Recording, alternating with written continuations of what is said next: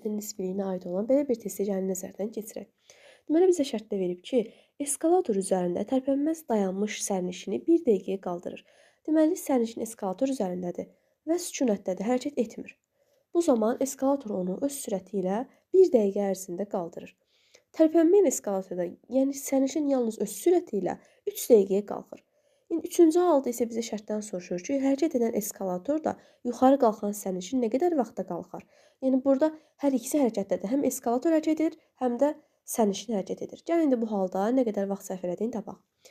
İndi ilk öncə buna nəzər salaq ki, biz özümüzdə hərəkət etsək, məsələn, eskalatorun uzunluğu 3 metrdirsə, özümüz də hərəkət etsək, o 3 metr qalxacağıq. Və yaxud da biz sükunətdə dayansaq, yalnız eskalator bizi qaldırsa, yenə 3 metr qalxacağıq. Və yaxud da eskalatorda biz də hərəkət etsək, yenə həmin məsafəni qət etmiş oluruq. İndi baxaq. Ona görə də həmin bir məsafəyə L desək, ilk öncə düsturun özünü yazaq ki, sərnişin eskalator istiqamətdə hərəkət etdiyinə görə biz sürətləri toplayırıq. V eskalator üstə gəlinsin, V sərnişin. Vurulsun bir T zamanı. Birinci halda deyilir ki, bizə sərnişin hərəkət etmir. Yalnız, deməli, eskalatorun sürəti var. Sərnişin hərəkət etmir və eskalatorun sürəti var. Bu zaman bu sərnişinin sürəti olur 0. Getdiyi məsafə dedik olsun L və eskalator vurulsun T deyir, 1 dəqiqəyə qalxıb. Baxın, cavablarda bizə saniyə ilə verildiyinə görə biz bunu saniyyə çeviririk. 1 dəqiqə yəni 60 saniyyə. Sonra indi ikinci halda baxaq. Bu dəfə isə deyir ki, deməli, bu dəfə isə deyir eskalator hərəkət edir, sərnişin isə sükunətdədir. Sərnişin hərəkəti yoxdur. Üstə gəlsin və sərnişin. Bu dəfə deməli götürürük və sərnişini yox. Bu dəfə isə götürürük deməli eskalatoru sabit sürətin. Yəni sürəti yoxdur, eskalator hərəkət etmir. Yalnız sərnişin qalxır. Bu zaman V sərnişin vurulsun. Yenə zamanımız 3 dəqiqədir, çeviririk olur 180 saniyə. Üçüncü halda isə bizə soruşur ki, hərəkət edən eskalatorda yuxarı qalxan sərnişin, yəni üçüncü halda həm eskalator hərəkət edir, həm də sərnişin hərəkət edir. Eyni istiqamətdə hərəkət etdiklərinə görə bunların sürətini toplayırıq.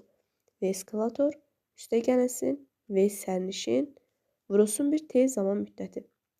Biz əgər buradan və buradan sərnişin və eskalatorun sürətini tapsaq, gətirib burada yerinə qoyub hesablaya bilərik. Gəlin birincidən baxaq. Birincidə V eskalatoru tapsaq, V eskalator bərabərdir. L bölünsün 60 saniyə edir. Baxın burada. V eskalator bölünsün 60, L bölünsün 60 saniyə. İkincidən tapaq. V sərnişin. V sərnişin bərabərdir. L bölünsün 180. Gətirib bu üçüncüdə yerinə qoysaq. Dedik ki, istənilən halda yenə eskalatorun uzunluğu qədər yol getdiyimiz üçün yolların hər birinə L dedik. L'ləri fərqləndirmədik. L bərabərdir və eskalatorun yerinə qoyduq. L bölünsün 60, üstə gəlsin və sərnişinin yerinə qoyduq. L bölünsün 180 və vurulsun T zaman müddəti.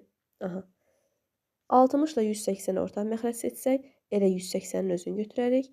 Burada qalar 3. 3 el üstə gəlsin L. Verər bizə 4L. Vurulsun T.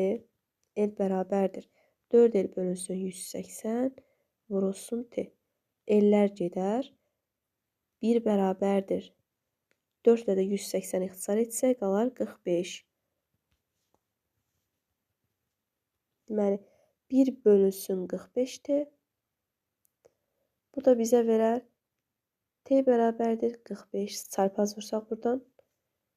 T bərabərdir 45 saniyə.